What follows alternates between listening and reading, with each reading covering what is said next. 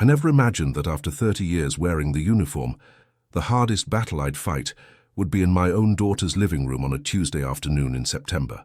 But there I stood, my Purple Heart in a box under my arm, watching Jessica close the door behind me like I was a stranger asking for directions. The words were still ringing in my ears. "There's no place for you here, Dad. Brad and I need our space. The kids need stability, not another mouth to feed. Another mouth to feed." Like I was some burden she'd picked up off the street, instead of the man who'd raised her alone after her mother died when she was 7. My name is Robert Sullivan. I'm 53 years old, and 6 months ago, I was Staff Sergeant Sullivan, 4th Infantry Division, based out of Fort Carson, Colorado. I'd spent 3 decades serving my country, 2 tours in Iraq, 1 in Afghanistan, and more training missions than I could count. I'd earned a Purple Heart in Fallujah, when an IED tore through our convoy in 2006, killed 2 of my brothers, and left me with shrapnel scars across my back that still ache when it rains. I'd retired with full honors last March. 28 years, 6 months and 14 days of service. The Army had been my life, my purpose, my family when I had no one else. But I'd always told myself I was doing it for Jessica. Every deployment, every missed birthday, every Christmas spent in a desert or a mountain range 8,000 miles from home, I told myself it was so she'd have a better life, a college education, opportunities I never had growing up in a trailer park outside Raleigh. And I'd succeeded, hadn't I? Full ride to Penn State, graduated with honors, married Brad McKenzie, a software engineer pulling in 6 figures. They had a beautiful home in the suburbs of Philadelphia, Radnor Township to be exact. 4 bedrooms, 2.5 baths, a yard where my grandkids played, 7-year-old Connor and 4-year-old Emma. Kids I'd seen maybe twice a year because I was always deployed somewhere, always training someone, always mission ready. When I retired, Jessica had seemed happy. She'd come to the ceremony at Fort Carson, brought the kids. Even Brad showed up in a suit. We'd taken pictures. She'd hugged me, told me she was proud. "Now we can finally spend time together, Dad. Make up for all those years." I'd believed her. I'd sold the small apartment I'd kept near the base. Didn't own much, never had. The Army had been my home, the barracks my bedroom. I'd packed up my dress uniforms, my medals, my photographs of fallen friends, and I'd driven my beat-up 2012 Ford F-150 across the country to Philadelphia. Jessica had invited me. "Stay with us while you figure things out, Dad. You've earned a rest." That was in April. By September, everything had changed. It started small. Brad would come home from work and barely acknowledge me. I'd be in the kitchen, helping with dinner, and he'd walk past like I was furniture. Jessica stopped asking about my day. The kids, sweet as they were, started treating me like I was invisible because that's what children do. They mirror their parents. I tried to make myself useful. I fixed the leaking faucet in the downstairs bathroom, repaired the back fence that had been sagging for months, mowed the lawn every Saturday, took Connor to soccer practice when Jessica was busy, read Emma bedtime stories in the voices she loved, the funny ones that made her giggle. But I could feel it, the tension, the way Jessica and Brad would stop talking when I entered a room, the whispered arguments late at night that I'd hear through the walls of the guest room where I slept. Then came that Tuesday, September 17th. I remember because it was exactly 6 months after my retirement ceremony. I'd just come back from the VA hospital in West Philadelphia, a routine checkup for my back, the shrapnel wounds that never quite healed right. The doctor had increased my pain medication, told me the nerve damage was permanent but manageable. I was in good spirits. I'd stopped at a bakery on the way home, bought one of those overpriced chocolate cakes Jessica used to love as a kid. When I walked in, she was waiting in the living room. Brad stood behind her, arms crossed. The kids weren't home. That should have been my first clue. "Dad, we need to talk." Her voice was cold, rehearsed. I set the cake down on the coffee table. "Sure, honey. What's on your mind?" "This isn't working, you living here." "It's not working." I felt something drop in my stomach. "What do you mean?" Brad stepped forward then. "Robert, you've been here 5 months. Jessica and I have been patient, but we have our own lives to live, our own family to focus on." "I thought I was family," I said quietly. Jessica wouldn't meet my eyes. "You are, Dad, but you're always here. The kids are getting confused about who's in charge. Brad feels uncomfortable in his own home, and honestly, I need my space. I need my life back. I've been trying to help. I fixed the fence, I helped with the kids. We didn't ask you to fix the fence, Brad interrupted. We didn't ask you to take over with the kids. This is our house, our family. You're a guest who's overstayed his welcome. I looked at Jessica, waiting for her to say something, to defend me, to tell Brad he was being unreasonable, but she just stood there, silent, her arms wrapped around herself like she was cold. Jessica, my voice cracked. Is this really what you want? She finally met my eyes, and what I saw there hurt worse than any shrapnel. Not anger, not even guilt, just exhaustion, like I was a problem she'd been dealing with for too long. Yes, Dad, I think it's time you found your own place. Brad and I will help you look for an apartment if you want, but you need to go. Today. Today? I couldn't believe what I was hearing. Jessica, I just got back from the VA. I don't have anywhere lined up. I don't even know where to start looking. Brad pulled out his wallet. We understand it's sudden, that's why we're giving you this. He counted out 20/20s, laid them on the coffee table next to the cake I'd bought. $400. That should cover a hotel for a few days while you figure things out. I stared at the money. $400. Like I was a contractor they were paying off. Like 30 years of fatherhood could be settled with cash. I don't understand what I did wrong. Just tell me what I did and I'll fix it. Jessica's expression hardened. You didn't do anything wrong, Dad. You're not what we need right now. Brad's up for a major promotion at work. Senior developer, team lead position. He needs to be able to focus, to bring clients home for dinner, to project stability. And having you here, it's complicated. Complicated how? You know how. You walk around with that limp from your back injury. You have nightmares. Brad said you were screaming in your sleep last Thursday. The kids heard it. Emma had nightmares for 2 days. I felt shame wash over me. I'd thought I'd been quiet. Thought I'd kept the night terrors under control. I'm sorry. I didn't know. I can talk to the VA about my sleep medication. They can adjust it. It's not just that, Jessica said, her voice rising. It's everything. It's the way you talk about your time in the service, like it was the most important thing you ever did. It's the way you look at Connor when he says he wants to be a video game designer instead of joining the military. It's the constant reminders that you sacrificed everything for me, like I'm supposed to spend my whole life feeling guilty about choices you made. I never said that. You didn't have to. It's in every story you tell. Every time you mention Mom or your buddies who died, or the fact that you gave up your own apartment to help us with our down payment, you make me feel like I owe you my entire life, and I can't live like that anymore. The words hung in the air between us. I wanted to argue, to tell her she was wrong, but wasn't she right? Hadn't I made those sacrifices expecting no, needing them to mean something?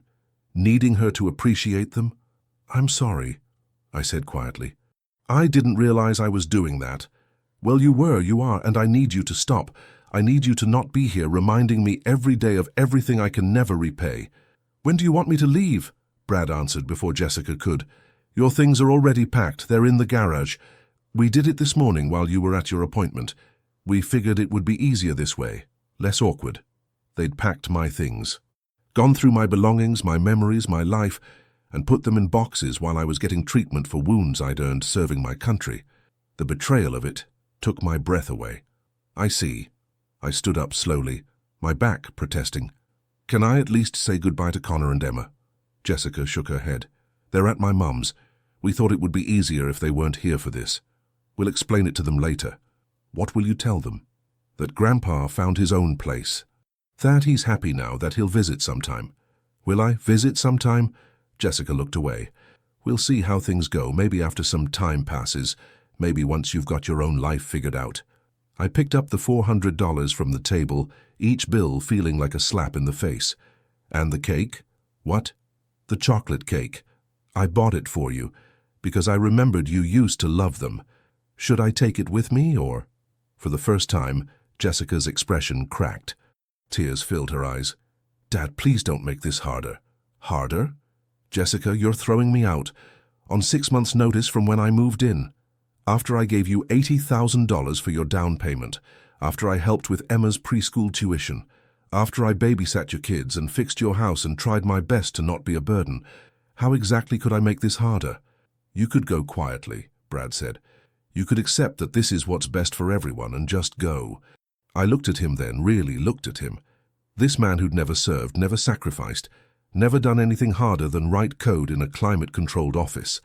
This man who was taking my daughter away from me, not with love, but with comfort and money and the promise of a life where nothing uncomfortable ever intruded. You're right, I said. I'll go quietly. But Brad, I want you to know something. Someday you're going to be old. Someday you're going to need help. And I hope to God your children treat you better than you're treating me right now. His face reddened, but he said nothing. I turned to Jessica one last time. I love you. I've always loved you. Everything I did, every choice I made, it was because I loved you and wanted you to have more than I had. I'm sorry if that felt like a burden. I'm sorry if my sacrifices made you uncomfortable, but I'm not sorry I made them. And sweetheart, I hope someday you understand that. She was crying now, silent tears running down her face, but she didn't move, didn't hug me, didn't say she loved me too.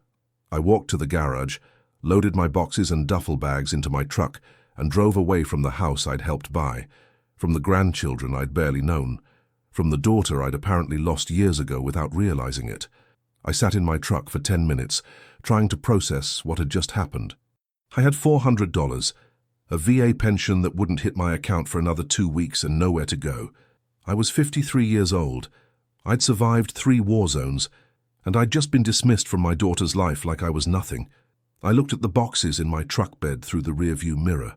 Everything I owned, my dress blues carefully folded in a garment bag, my shadow box with medals, Purple Heart, Bronze Star, Army Commendation Medal with Valor device, photographs of my platoon in Ramadi, guys who'd become my brothers. Half of them were dead now, the other half scattered across the country, dealing with their own demons. There was a picture of Jessica's mother, Caroline, tucked in one of the boxes, taken 2 months before the cancer diagnosis. She was 31 in that photo, laughing at something I'd said, her red hair catching the sunlight. She'd made me promise on her deathbed to take care of Jessica. She's going to need you, Caroline had whispered, her voice barely audible. Promise me you'll be there for her. I'd promised. And I'd failed. Or maybe I'd succeeded too well at the wrong things. I'd made sure Jessica had a roof over her head, food on the table, college paid for.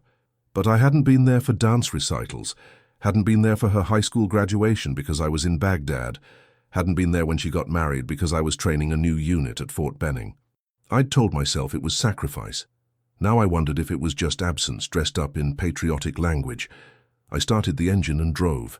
I didn't know where I was going. I just drove south on I-95 trying to think.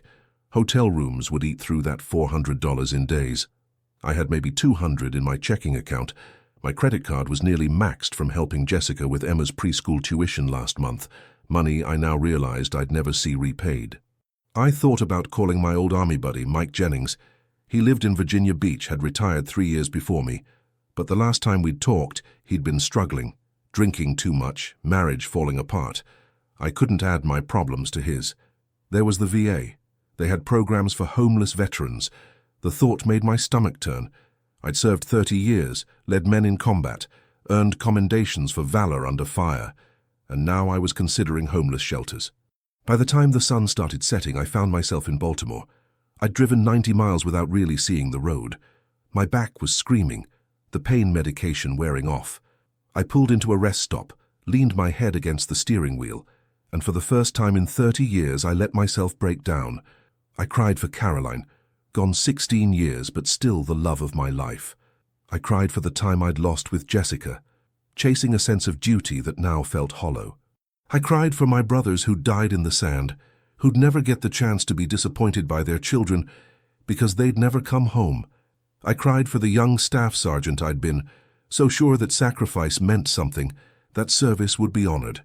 Most of all, I cried because I was 53 years old, and I had no idea who I was without the uniform. I must have been there 20 minutes when someone knocked on my window. I looked up. An old man, probably in his 70s, was standing there with a concerned look on his weathered face. He was black, with white hair and kind eyes, wearing a jacket that looked expensive but worn with comfort, not fashion. I rolled down the window. I'm fine, I said automatically. Son, I've been alive long enough to know what fine looks like, and you ain't it. His voice was deep, touched with a southern accent. You sick? You hurt? Need me to call someone? No, sir. I'm having a rough day.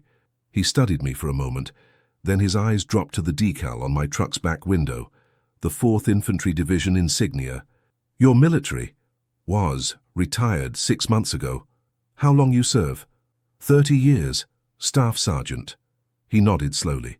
Vietnam myself, Marine Corps, 68 to 72. 1st Battalion, 5th Marines, Hughes City. I knew Hughes City. Every military historian knew Hughes City, the Battle of Hugh during the Tet Offensive. Urban combat, house to house, one of the bloodiest fights of the entire war. Thank you for your service, sir. He waved it off. Ancient history now. But you look like you just got out of your own battle, the kind that don't involve bullets. Something about his voice, the way he said it without judgment, made me talk. My daughter kicked me out today, told me there's no place for me in her life. I served 3 decades so she could have a better life than I did, and she threw me away. The old man was quiet for a long moment. Then he said, "What's your name, son?" "Robert Sullivan." "I'm Theodore Williams. Friends call me Theo.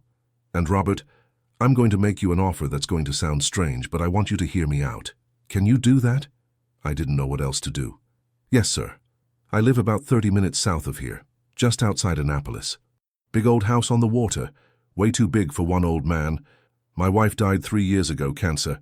My son died in Afghanistan in 2009, Marine captain, IED outside Kandahar. I've been rattling around in that house ever since, talking to ghosts and memories." He paused, looking me directly in the eyes. "I've got 4 bedrooms sitting empty, a garage apartment that hasn't been used in a decade, and more space than I know what to do with. I'm 76 years old, Robert. I'm healthy enough, but I'm tired of being alone. So here's my offer. Come home with me, stay in that garage apartment. No rent, no timeline. Just company when I want it, and space when you need it. In exchange, maybe you help me with some things around the property, heavy lifting I can't do anymore, driving to doctor appointments, that kind of thing." I stared at him. "Sir, I can't accept charity. It ain't charity if we both get something out of it. I need help. You need a place to land. This is called 2 people helping each other. What do you say?" Every instinct told me to say no. I didn't know this man. This could be dangerous or crazy or 1,000 other things, but those same instincts had also told me to trust Jessica, to believe that family meant something, and look where that had gotten me. "Why would you do this for a stranger?" Theo smiled, sad but genuine. "Because 22 years ago, when I came home from Vietnam with PTSD so bad I couldn't function, couldn't hold a job, couldn't be a husband or father, a stranger gave me a chance. Man named Earl Patterson owned a construction company, hired me when nobody else would, taught me the business. 15 years later, when he retired, he sold me the company for $1, $1, told me to pay it forward someday. He pulled out his wallet, took out a worn, faded dollar bill and showed it to me. Someone had written on it in marker, 'Pass it on, Earl.' I made millions off that company before I sold it 10 years ago. Money I've got plenty of. What I don't have is purpose. And what I learned from Earl is that sometimes the universe puts people exactly where they need to be. I think you need help, Robert, and I think helping you is exactly what I need. So what do you say? Give an old Marine a chance to do something good before he dies?" I felt tears burning my eyes again. "Yes, sir. Thank you. None of that, sir, stuff. It's Theo. Now follow me. Let's get you home." We drove in convoy, my beat-up Ford following his pristine Mercedes down to Annapolis, then east on a smaller road until we reached a property that took my breath away. The house sat on 3 acres of waterfront property overlooking the Chesapeake Bay. It was a colonial-style mansion, probably built in the 1800s, restored with obvious care. White columns, black shutters, a wraparound porch. The garage was a separate building, 2 stories, with an apartment on the 2nd floor. Theo led me up the exterior stairs, unlocked the door and flicked on the lights. The apartment was fully furnished, a living room with a comfortable couch and a television, a small kitchen with everything you'd need. A bedroom with a queen bed, dresser, and a window looking out over the bay. A bathroom with a walk-in shower. It was for my son, Theo said quietly. Built it when he came back from his first deployment. Thought he'd live here while he transitioned out of the Corps. He never got the chance. It's been empty since. I couldn't speak, just nodded. Take tonight to settle in. There's food in the fridge downstairs in the main garage. Help yourself. Tomorrow morning, come up to the main house around 8. We'll have breakfast, talk about how this is going to work. Sound good? Theo, I don't know how to thank you. He put a hand on my shoulder. Thank me by sticking around, by not giving up, by being the man your daughter couldn't see you were. That's all the thanks I need. After he left, I sat on that couch and looked out the window at the Chesapeake Bay. The sun had set, but the moon was reflecting off the water, creating a silver path that looked like a road to somewhere better. For the first time since Jessica's living room, I felt like I could breathe. That first night I barely slept. The bed was comfortable, the room was quiet, but my mind wouldn't stop. I kept replaying the conversation with Jessica, trying to figure out where I'd gone wrong, what I'd done to deserve being thrown out like I didn't matter. At 7:30 the next morning, I showered, put on clean clothes, and walked up to the main house. Theo was already in the kitchen, making coffee.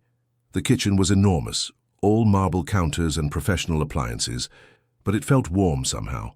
Lived in. Hope you like your coffee strong, he said, Marine Corps style. The stronger the better.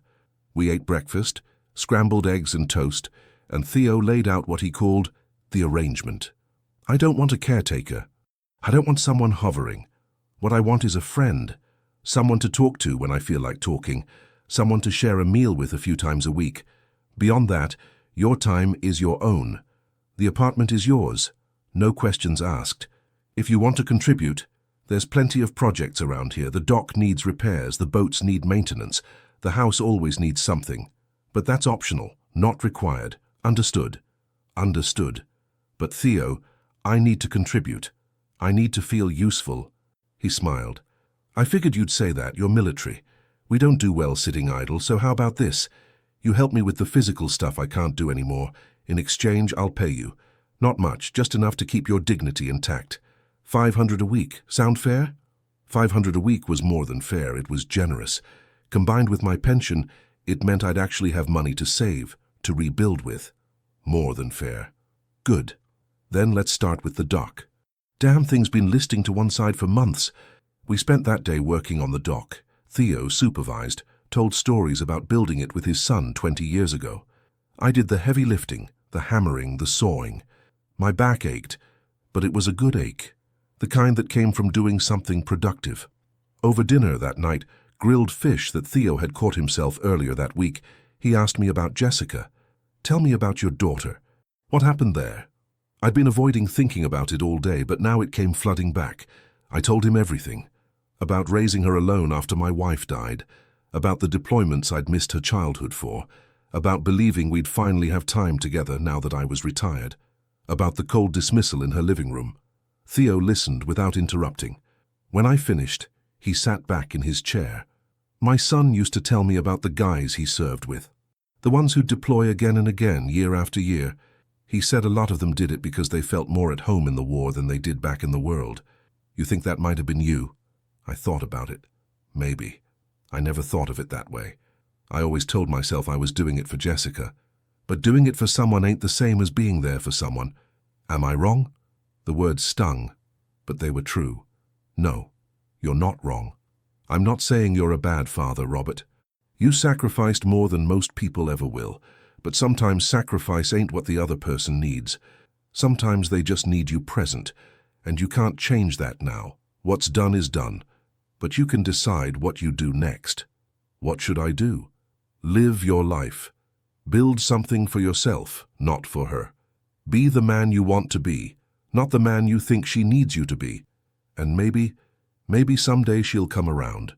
But even if she doesn't, you'll have built something worth having. It was the best advice anyone had given me in years. The weeks turned into months. September became October, then November. I fell into a rhythm at Theo's place that felt, for the first time in months, like something close to peace. I'd wake up early, habit from 3 decades of reveille, make coffee in the apartment's small kitchen, and watch the sun rise over the Chesapeake Bay. There's something about water at dawn that quiets the mind. The way the light changes from grey to gold. The way the world holds its breath for just a moment before the day begins. I'd spent years watching sunrises in deserts and mountains, always with one hand on my rifle, always alert for threats. Now I could just watch, just be. Around 7:30, I'd head up to the main house.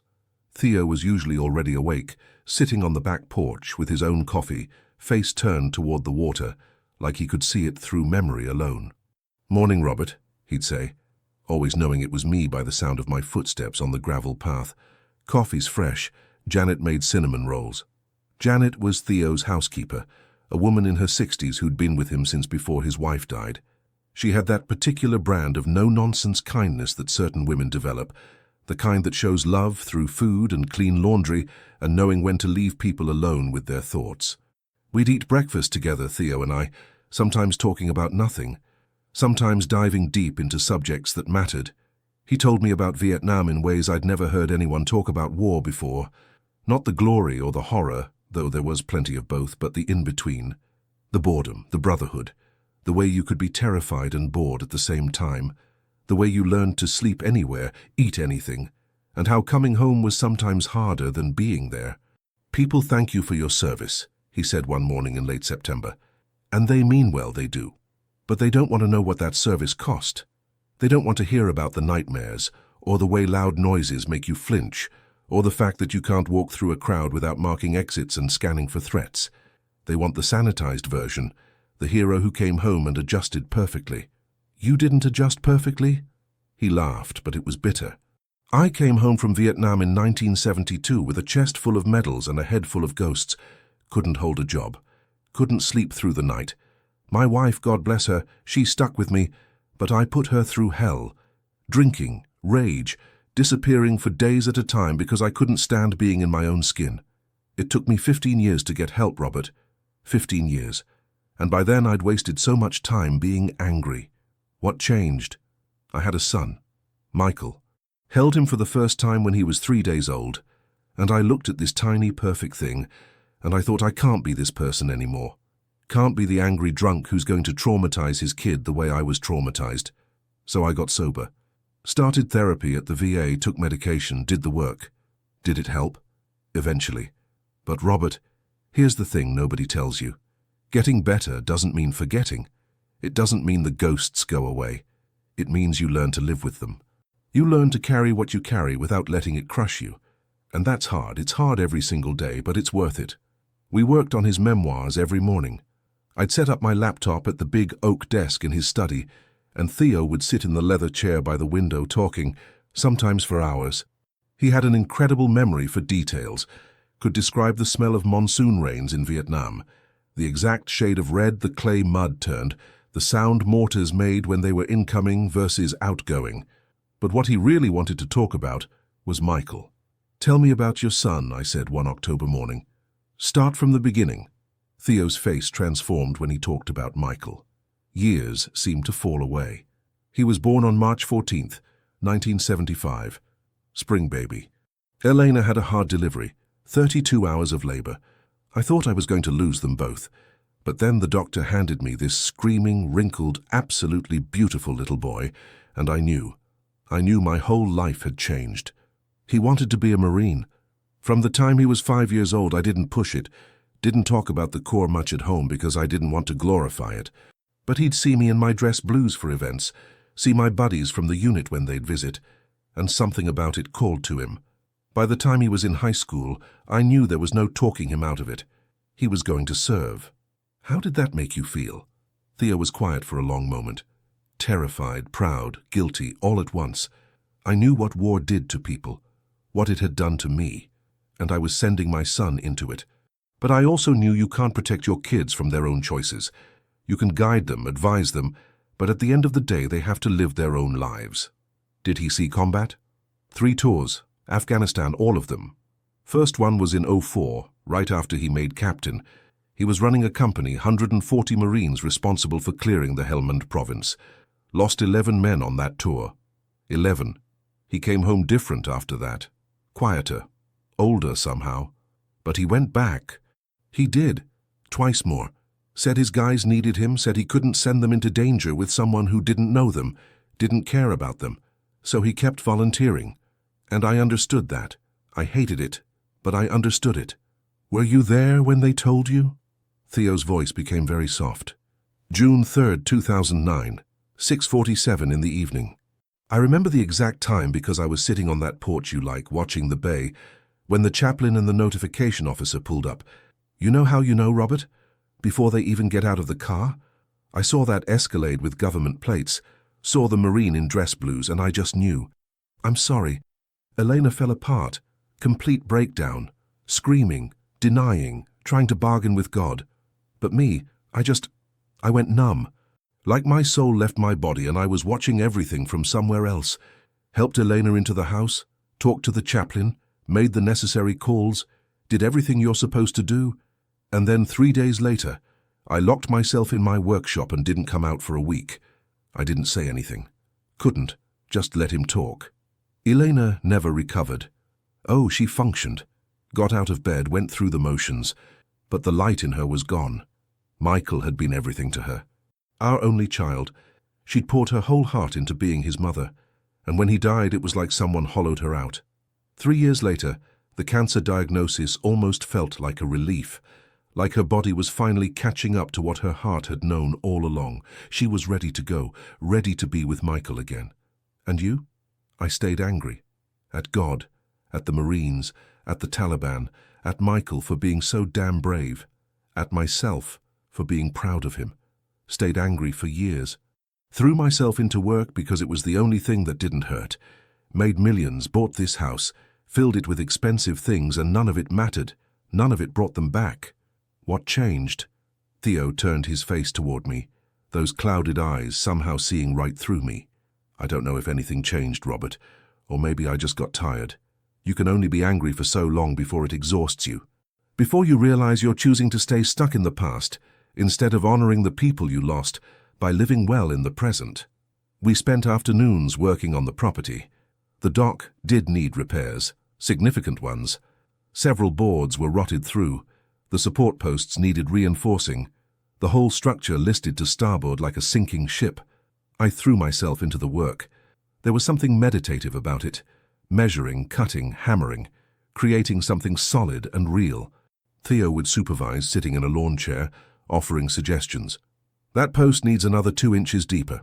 The tide here gets strong during nor'easters. You want it to last, you build it to withstand the worst, not the average. He told me stories while I worked, about building the original dock with Michael when he was in high school, about teaching his son to fish off the end, to tie proper knots, to respect the water, about summer evenings when Elena would bring dinner out on trays, and they'd eat while watching the sunset, the 3 of them, a family. This was our happy place, Theo said one afternoon in mid-October. The leaves were turning, gold and red against the blue sky. Out here on the water. Michael said it was the only place he felt truly peaceful. Said even in Afghanistan, when things were bad, he'd close his eyes and imagine being right here. Helped him get through. I stopped hammering for a moment. Theo, can I ask you something? Anything. Do you ever regret it? Him joining the Marines, knowing how it ended. Theo was quiet for so long, I thought maybe I'd overstepped. Then he said, every single day, and never. Both are true. I regret that he died. I regret that I'll never see him again, never meet his children, never grow old watching him grow old. But I don't regret that he lived the life he chose. Don't regret that he stood for something. That he took care of his Marines. That he died doing what he believed was right. How can I regret that and still call myself his father? I understood that completely. The contradiction of pride and grief. The way you could hold both at once and have them both be true. In mid-November, I finally called Jessica. I'd been putting it off, but I needed to at least try to maintain some connection to my grandkids. She answered on the 4th ring. Dad. Hi, honey. I just wanted to call, see how Connor and Emma are doing. There was a long pause. They're fine. Connor made the honor roll. Emma's doing well in preschool. That's great. Really great. Would it be okay if I sent them birthday presents? Emma's is coming up in December, right? Another pause. Dad, I think it's better if we have some space right now. The kids have adjusted to you not being here. I don't want to confuse them. I'm their grandfather, Jessica. I love them. I know you do. But right now, this is what's best for our family. Maybe in a few months we can revisit this." She hung up before I could respond. I sat there in my apartment, phone in hand, feeling that same hollowness I'd felt in her living room. Theo found me an hour later, still sitting in the same spot. "Talk to your daughter? She doesn't want me in the kids' lives. Says it would confuse them." Theo sat down across from me. "That's her choice to make. Doesn't mean it's the right choice, but it's hers. So now you make your choice. You can sit here and let that eat you up, or you can get up and keep building your life. What's it going to be?" I looked at him. This man who'd lost his son, his wife, everything that mattered, and still got up every morning with purpose. "I keep building." Good man. We spent Thanksgiving together. Theo cooked a turkey that would have fed 20 people, just the two of us at that huge dining table. He said grace, thanked God for bringing me into his life. Said he hadn't felt this much like he had family since his son died. I couldn't even speak, just nodded and tried not to cry. In early December, Theo sat me down with a serious look on his face. "Robert, I need to tell you something, and I need you to listen without interrupting. Can you do that?" My stomach tightened. "Yes. I'm sick. Have been for about a year now. Pancreatic cancer, stage 4. When I met you in that rest stop, I'd just come from Johns Hopkins. They'd told me I had maybe 6 months, probably less. Chemo wasn't working anymore. I'd made peace with it." I felt my world tilt. "Theo, let me finish. I didn't tell you because I didn't want your pity. I wanted your company. These last 3 months with you have been the best months I've had since my son died. You gave me a reason to get up in the morning, someone to cook for, to talk to share this place with. You gave me my purpose back. How long? Doctor says maybe 2 months now. Could be more, could be less. Cancer's funny that way. What can I do? Keep doing what you're doing, keep being here. And when it's time, when I can't do this anymore, I need you to promise me something. Anything. I need you to make sure I die here, in this house, not in some hospital. And I need you to take care of things after. I've got lawyers, got everything arranged. But I need someone I trust to see it through. Will you do that?" "Of course, but Theo, I don't know how to do this." "Lose someone again. None of us do, we just do it anyway. That's what courage is. Not the absence of fear, but doing what needs to be done despite it. You've got that courage, Robert. I've seen it in you every day." December was hard. Theo's health started declining faster than either of us expected. The doctors had said maybe 2 months, but cancer doesn't follow schedules. Some days he'd be his old self, sitting on the porch with me, telling stories about teaching Michael to fish, laughing at his own jokes. Other days he could barely get out of bed, the pain so intense that morphine barely touched it. I learned to read his body language, to know when he needed help and when he needed space. Learned how to help him to the bathroom without making him feel diminished. How to adjust his pillows so the pressure on his back didn't hurt as much. How to make meals he could actually eat when his appetite vanished, and everything tasted like metal. Janet was there too, a steady presence. She'd been through this before, with Theo's wife. Knew the stages, the progression, what to expect. She taught me things they don't tell you about dying. How to keep someone's mouth moist when they can't drink. How to position them so they can breathe easier. How to recognize when pain medication needs adjusting. "You're doing good," she told me one afternoon in mid-December. We were in the kitchen preparing another meal Theo probably wouldn't finish. "He's lucky to have you." "I'm lucky to have him. He saved me, Janet. I was ready to give up when we met. He told me, said you reminded him of himself after Vietnam, said helping you helped him too, gave him purpose when he thought he had none left." She paused, wiping her eyes. "I've been with this family for 30 years, watched Michael grow up, held Elena when she died, and now Theo. It's like watching my own family disappear. I'm sorry. Don't be. This is life. We love people, we lose people, we keep going. But Robert, promise me something? Anything. When he's gone, don't let this house die with him. He loved this place. Built it for his family. Wanted it to be full of life and laughter. Don't let it become a museum. Live in it. Make it yours." I promised I would, though I couldn't imagine then what that would mean. The nights were the hardest. Theo would wake up confused, calling for Eleanor, for Michael. I'd sit with him until the confusion passed, until he remembered where he was. who I was, why they weren't there. "They're gone, aren't they?" he'd ask, tears in his eyes. "Yes, Theo, they're gone. And I'm dying too." "Yes. Are you scared, Robert? When you think about dying?"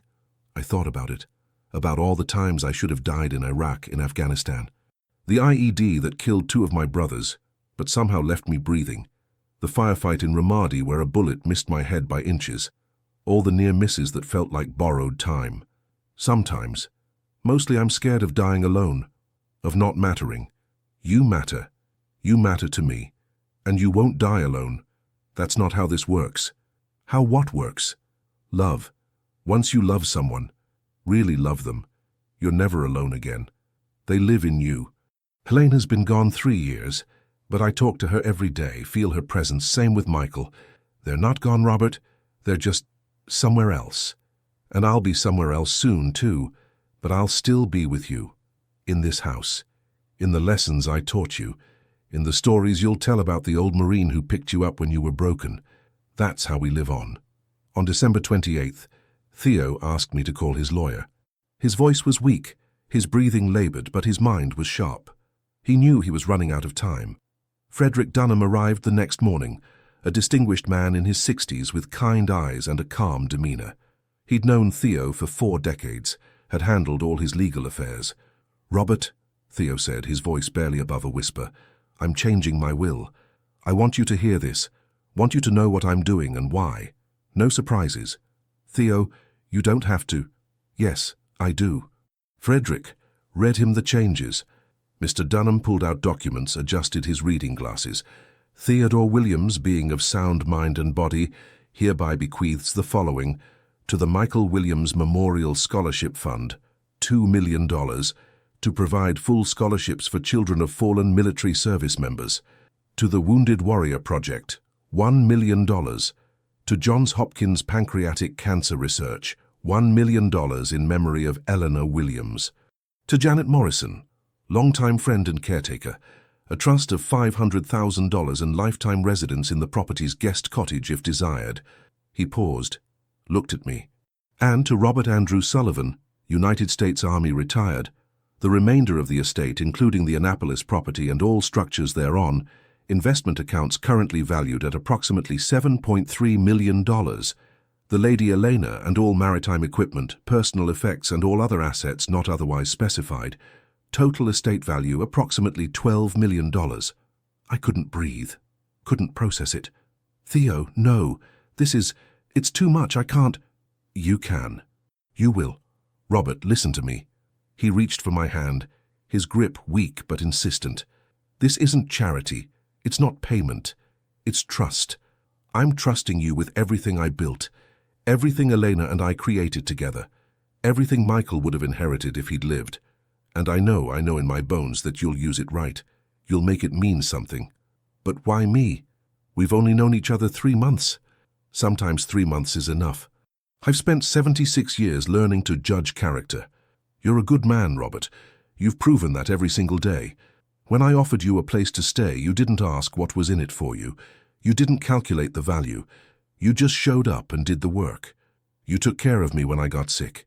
You listened to my stories. You honored my son's memory by being the kind of man he would have respected. That's worth more than decades of knowing someone. What if I fail? What if I waste it? Then you fail, but I don't think you will, and even if you do, it'll be an honest failure. Not greed, not calculation, just a man trying his best. That's all anyone can do." Mr. Dunham cleared his throat. "Theo, I need to verify you're making this decision of your own free will, without coercion or undue influence. Frederick, I've never been more certain of anything. This is my choice, my will. Make it legal." After Mr. Dunham left, Theo and I sat in silence. The weight of what had just happened pressed down on me like physical force. "There's a letter," Theo said finally. "In my desk, top right drawer. It's for you. Don't read it until after I'm gone. But it explains everything, why I did this, what I hope you'll do with it, my final thoughts." "Theo, I don't know what to say." "Don't say anything, just promise me you'll take care of this place. Live in it. Make it a home again. Find your purpose here. Build something good, that's all I ask." "I promise," he smiled. "Good man. Now I'm tired. Help me to bed." I helped him to his bedroom. The master suite on the first floor that he'd shared with Eleanor for 48 years. The bed was massive, oak frame, handmade by craftsmen. He settled into it with a sigh. "Robert, I want you to know something. Meeting you, these last months with you, they've been a gift. I was ready to die alone, bitter, angry at the world. But you gave me something to look forward to, someone to care about. You let me be a father again, even if it wasn't to my own son. That's everything." I couldn't speak, just squeezed his hand. "One more thing. When it's time, when I'm gone, scatter my ashes in the bay. Same place as Elena and Michael. There's urns in the study, all three of us together. Seal them and take them out on the Lady Elena. Say whatever words feel right. Send us off together. Can you do that?" "Yes, I'll do it. Thank you. For everything. For being here. For caring. For giving an old Marine one last mission worth completing." That was the last real conversation we had. Theo slipped into a morphine haze that night and never really came back. The hospice nurses came daily, checking vitals, adjusting medication, preparing me for what was coming. On January 4th, early in the morning, I was sitting with him, reading from a book about Marine Corps history that he loved. The Battle of Iwo Jima, the flag raising on Suribachi, stories of courage and sacrifice and brotherhood, his favorites. I was reading about the final push to secure the island when his breathing changed, became shallow, irregular. I stopped reading, took his hand. "Theo, can you hear me?" His eyes opened, clearer than they'd been in days. He looked at me, really looked at me, and smiled. "Tell Michael I'm coming," he whispered. "Tell him his old man's on the way." "I will. Thank you, son. For everything." Then he closed his eyes, took one more breath, and was gone. I sat with him for an hour, holding his hand as it grew cold, saying goodbye to the man who'd saved my life by giving me purpose when I thought I had none left. The man who'd taught me that family isn't always blood, that love is action, that the best way to honor those who believe in you is to believe in others. When the hospice nurse arrived to pronounce him, I stepped out onto the porch. The sun was rising over the Chesapeake Bay, painting the water gold and orange. Somewhere out there, Theo believed, Eleanor and Michael were waiting for him. I didn't know if that was true, but I hoped it was. Hoped they were together again, a family reunited. And I hoped that someday, when my time came, I'd have lived a life that made me worthy of joining them. The funeral was massive. Marines in dress blues, business associates, friends from his construction days. The mayor of Annapolis gave a eulogy, but I barely heard any of it. I just kept thinking about that moment in the rest stop when he'd seen something in me worth saving. The will reading was 2 weeks later. Mr. Dunham went through everything. Theo had left generous donations to veteran organizations, to the Marine Corps Scholarship Fund, to cancer research. But the bulk of the estate, including the house and approximately $8 million in investments, came to me. I sat there in shock, unable to process it. "Mr. Williams was very clear in his instructions," Mr. Dunham said. "He wanted you to have security, freedom, and the ability to build whatever life you wanted. He also left you a letter." Mr. Dunham handed me an envelope. I opened it with shaking hands. "Robert," it read in Theo's handwriting, "if you're reading this, I'm gone. Don't be sad. I lived a full life and you made the end of it meaningful. This gift I'm giving you isn't payment. It's trust. Trust that you'll use it wisely, that you'll find your purpose, that you'll build something good. Maybe you'll help other veterans who are struggling. Maybe you'll just live quietly and be happy. Either way, it's your choice now, your mission. And Robert, about your daughter, the money is yours, not hers. Don't let her back into your life because of what you have. Let her back because she proves she deserves to be there. You taught me that family is about showing up, not blood. Don't forget that lesson. With all my respect and love, Theo, P.S. Take care of my boat, the Lady Elena. She's temperamental but loyal, kind of like you." I read it 3 times, tears running down my face. 3 days later, Jessica called. I saw her name on the screen and debated not answering, but I did. "Dad, I heard about Theodore Williams, about his will. Is it true?" Of course she'd heard. A will that large. It would have made the papers. "Yes. Dad, that's incredible. I'm so happy for you. Listen, Brad and I were talking. We think we were too hasty before. We'd love for you to come back, maybe stay with us again. The kids miss you." I felt something inside me turn to ice. When did the kids start missing me, Jessica? Before or after you found out about the money? Dad, that's not fair. We made a mistake. We want to fix it. You want to fix it? Or you want access to what I have? How can you say that? I'm your daughter, and I'm your father. The same father you threw out 6 months ago. Tell me, Jessica, what's changed other than my bank account? She was silent for a long moment. I thought you'd be happy. I thought you'd want to be part of our lives again. I did want that. 6 months ago, I would have given anything for you to say those words. But not now. Not like this. Theo taught me something important. He taught me that real family shows up when you have nothing, not when you have everything. You had your chance, Jessica. You threw it away. So what, you're just going to cut us off, your own grandchildren? No, Connor and Emma are welcome in my life anytime they want, when they're old enough to make their own choices about who they want in their lives. But you and Brad, you made your choice, now live with it. Dad, please, goodbye, Jessica. I hung up, blocked her number, and for the first time since that day in her living room, I felt free. I spent the next few months settling into my new reality. I kept living in the garage apartment at first. The main house felt too big, too empty, haunted by Theo's absence and the ghosts of his family. But Janet encouraged me. He wanted you to live in it, Robert. Make it yours. Don't let it become a museum. He'd hate that. So slowly I moved in. Started with small changes.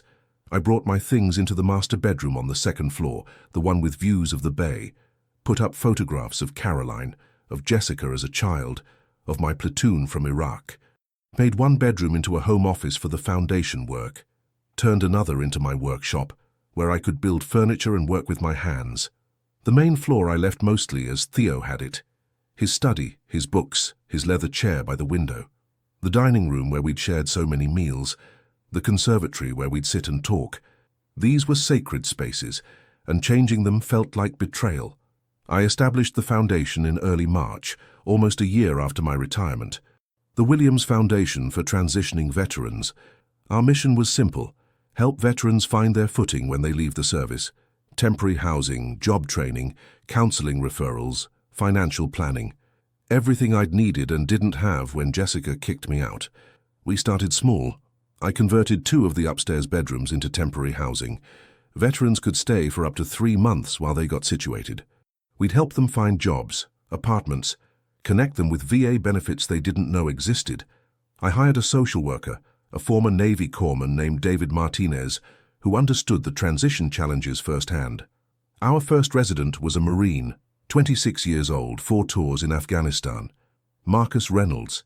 He'd been sleeping in his car for 2 weeks when David found him at a VA parking lot. Reminded me of myself in that rest stop, except younger, with different wounds. I don't know how to do this, Marcus told me his first night sitting in the kitchen where Theo and I used to talk. Be a civilian. I've been a Marine since I was 18. It's all I know. I understand that. Spent 30 years in the army myself. Retired last year. And I'll tell you what someone told me when I was lost. You're not just a Marine. You're a man who has skills, discipline, leadership ability. You just need help translating that to civilian terms. I don't have any skills except shooting and following orders. That's not true. You led a fire team, right? Yeah. Squad leader my last 2 tours. So you know logistics, personnel management, working under pressure, making life or death decisions with incomplete information. Those are valuable skills, Marcus. We just need to help you frame them for employers who don't speak military. We worked with him for 10 weeks. Resume building, interview practice. Connected him with a construction company that valued his work ethic and ability to show up on time.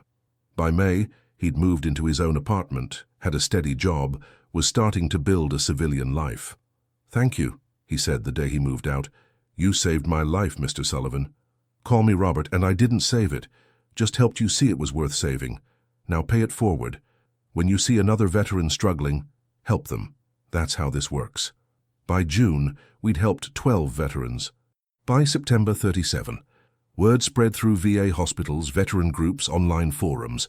Veterans helping veterans. We weren't fancy. Didn't have government grants or corporate sponsors. Just Theo's money, carefully invested, throwing off enough income to fund the work. And it was good work. Meaningful work. the kind that made me wake up with purpose again. In early June, almost a year after Jessica had kicked me out, I was working in the garage workshop I'd set up. I'd discovered a talent for woodworking, found peace in the careful precision of measuring, cutting, joining, building something beautiful from raw materials, creating order from chaos. I was working on a bookcase, solid oak, hand-carved details along the edges, something that would last generations. I heard a car on the gravel driveway. Visitors were rare. The foundation residents used the side entrance. Janet had her own schedule. I walked out, wiping sawdust from my hands, and froze. Jessica stood there alone. No Brad, no kids. She looked different. Thinner, older somehow, tired in a way that went deeper than lack of sleep. Her eyes were red-rimmed, like she'd been crying recently, or for a long time. She wore jeans and a simple sweater, not the carefully curated outfits I remembered. Her hair was pulled back in a ponytail, no makeup. She looked vulnerable, human. Dad. Her voice cracked on the word. Jessica. I kept my tone neutral, didn't move toward her or away, just stood there waiting. I know you blocked my number. I tried calling 50 times over the last 6 months. I wrote letters but didn't send them because I didn't have your address. I had to come in person. I needed to see you. How did you find me? I hired someone. An investigator. I know that sounds terrible, invasive, but I needed to know you were okay. Needed to know where you were. She paused. I didn't expect this. When he told me you were living in a mansion on the Chesapeake Bay, running a foundation for veterans, I thought maybe he'd gotten the wrong person. But it's you. You actually did it. Built something amazing. What do you want, Jessica? To apologize. Really apologize. Not because I want something, not because I heard about your money, but because I need you to know I understand what I did, what I took from you. I crossed my arms, leaned against the workshop doorframe, kept my face neutral even though my heart was pounding. I'm listening. I've been going to therapy, started 8 months ago, right after I called you, and you hung up on me. Brad and I were having problems, real problems, and the therapist asked about my family dynamics. I told her about you, about kicking you out, about the phone call after you inherited the money, about everything. She stopped, swallowing hard, tears starting to spill down her face. She asked me why I did it, why I kicked you out, and I gave her all the reasons I'd convinced myself were valid. You were cramping our style. Brad felt uncomfortable. The kids were confused. But she pushed me, asked me to really examine what was underneath those excuses. And I realized, Dad, I didn't have a good reason. Just anger, just resentment about things that happened when I was a kid. Things that weren't even your fault. Go on. I was angry that you were gone so much. Angry that Mom died and you couldn't fix it. Angry that you chose deployment after deployment instead of staying home with me. And I know now that you didn't have a choice, that you were doing what you had to do to give me a future. But 8-year-old me, 13-year-old me, 17-year-old me, they didn't understand that. They just knew Dad was gone. Again. She was crying fully now, but she kept talking. And then when you finally retired, when you finally came home, I thought I'd be happy. Thought we'd finally have the relationship I'd always wanted. But instead, all that old anger came flooding back. Every time I looked at you, I saw all those missed moments, all those years you weren't there. And instead of dealing with that, instead of talking to you about it, I pushed you away, made you the problem, convinced myself that having you around was bad for my family when really, I was just scared. Scared of what? Of getting close to you again, of letting you matter to me. Because what if you left again? What if you disappointed me again? It felt safer to push you away first, to be the one in control, to hurt you before you could hurt me. The honesty of it hit me like a physical force. This was real. Not manipulation, not calculation. Real pain, real understanding, real regret. So you threw me away, I said quietly. On my birthday, without warning. Packed my things while I was at the VA getting treatment for wounds I earned serving my country. Jessica flinched like I'd struck her. Yes, I did that. And Dad, I remember every word I said to you, every look on your face, the way you accepted it, didn't fight, didn't yell, Just took the money and left. And I told myself that meant you didn't really care. That if you'd cared, you would have fought harder to stay. I was 53 years old, Jessica. I'd spent 30 years taking orders, following commands, swallowing my pride because that's what soldiers do. When my commanding officer, when my daughter tells me I'm not wanted, I fall back on training, I comply, I move out. What did you expect me to do? Beg? Fall to my knees and plead for you to let me stay? Maybe. Or maybe I expected you to tell me I was being horrible, to call me on my cruelty, to make me see what I was doing, but you didn't, you just left. And that made it easier for me to pretend I'd done the right thing. I left because you asked me to, because despite everything, you're my daughter. And I thought, maybe she's right. Maybe I am a burden. Maybe the best thing I can do for her, the last thing I can give her, is to leave her alone, to not make her feel guilty anymore. Jessica's legs seemed to give out. She sank to her knees on the gravel driveway, sobbing. I'm so sorry, Dad, I'm so sorry. I can't take it back. I can't give you those months back. But I want you to know, I understand now. I understand what you sacrificed, why you did it. And I understand that I threw away something precious because I was too broken, too angry, too scared to see its value. I stood there watching my daughter break down, feeling a war inside myself. Part of me wanted to stay angry, to hold on to the hurt she'd caused, to make her pay for it. But another part, the part Theo had taught, the part that had learned about forgiveness and second chances, that part was softening. Why now, Jessica? Why come here now? She looked up at me, face streaked with tears, mascara running. Because Connor asked me last week why we never see Grandpa anymore. He's 8 now, old enough to remember you, old enough to ask real questions. And I didn't have an answer that didn't make me sound like a monster. So I told him the truth. I told him Mommy made a terrible mistake, that I hurt you, that I've been too proud, too scared to admit it and try to make it right. What did he say? He asked if I was going to fix it, said if you hurt someone, you should apologize and make it right. He's 8 years old, Dad. 8. And he has better morals than I do, better courage. He shamed me with his simple honesty. He's a good kid, always was.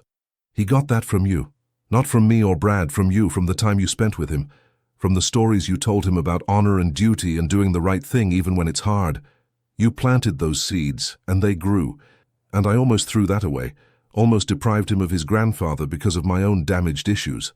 One afternoon in early June, almost a year after Jessica had kicked me out, I was working in the garage when I heard a car pull up. I walked out and froze.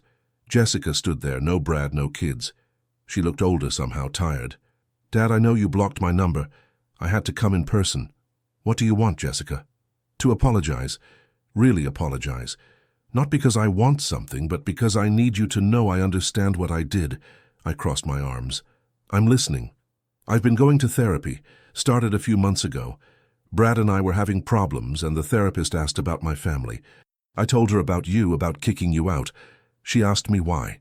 Jessica's voice cracked, and I realized I didn't have a good reason. I was angry at you for things that happened when I was a kid, for not being there, for choosing the army over me, or at least that's how it felt.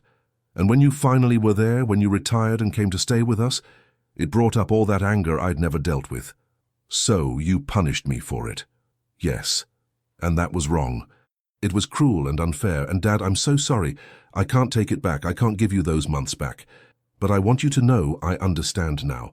I understand what you sacrificed, why you did it, and I understand that I threw away something precious because I was too broken to see its value. I felt tears burning my eyes. Why now, Jessica? Why come here now? Because Connor asked me last week why we never see Grandpa anymore. And I didn't have an answer that didn't make me sound like a monster. So I told him the truth. I told him I made a mistake and I hurt you, and I've been too proud to admit it. He asked me if I was going to fix it. He's 7 years old, and he's braver than I am.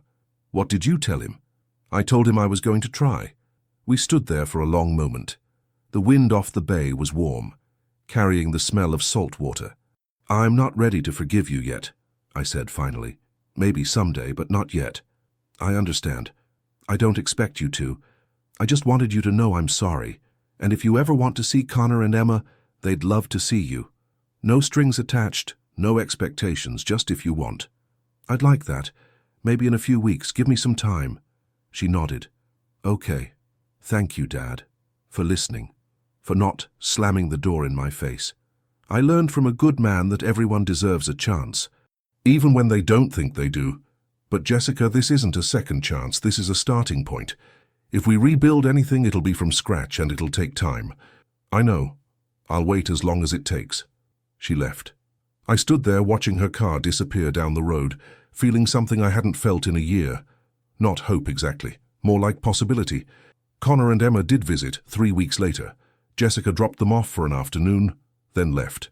No hovering, no trying to be part of it. She was respecting my boundaries. The kids were shy at first, but Emma remembered the voices I used to do when reading her stories. I did them again, and she laughed. Connor wanted to see the boat. We spent an hour on the Lady Elena, and I taught him how to tie sailors' knots. When Jessica came to pick them up, Connor hugged me tight. Can we come back, Grandpa? Anytime you want, buddy. Emma hugged me too. I missed you. I missed you too, sweetheart. Jessica's eyes were red when they left. She mouthed thank you through the car window. I just nodded. It's been 2 years now since Theo died. I'm 55 years old. I live in a house on the Chesapeake Bay that I never could have imagined owning. I run a foundation that's helped 73 veterans transition back to civilian life. I build furniture in my workshop and sell it at craft fairs, not because I need the money, but because I love creating something with my hands. Connor and Emma visit twice a month. Jessica and I are slowly, carefully rebuilding something. It's not what it was. It never will be. But it's honest and it's based on mutual respect rather than obligation. Brad and I barely speak, but that's fine. Some relationships aren't worth saving. I think about Theo every day. About that moment in the rest stop, when he saw something in me I couldn't see in myself. About how he gave me a mission when I thought my mission days were over. I scattered his ashes in the Chesapeake Bay last year, along with his wife's and his son's. The 3 of them together, finally. Before I did, I said something I'd been holding on to. You told me to find my mission, Theo. I found it. It's the same mission you gave me. Taking care of people who need someone to see them, to give them a chance. I'm going to spend the rest of my life doing what you did for me. That's my promise to you. The wind carried the ashes out over the water, and I swear I felt him smile. People ask me sometimes if I'm angry at Jessica for what she did. The truth is I was, for a long time. But Theo taught me something important. Anger is heavy. Carrying it around doesn't hurt the person you're angry at. It only hurts you. I chose to put it down. I chose to build instead of destroy. I chose to honor the man who saved me by becoming the kind of man who saves others. After 30 years of service, my daughter told me there was no place for me. She was wrong. There's always a place for people who refuse to give up, who keep building, who choose purpose over bitterness. My place just wasn't where I expected it to be. It was in a garage apartment overlooking the Chesapeake Bay, with an old Marine who taught me that family is a choice, that love is action, and that the best way to honor those who believe in you is to believe in others. Theo gave me everything when I had nothing, not because I deserved it, but because he saw something worth saving. Now I spend my days trying to see that in others. And you know what? It's the best mission I've ever had.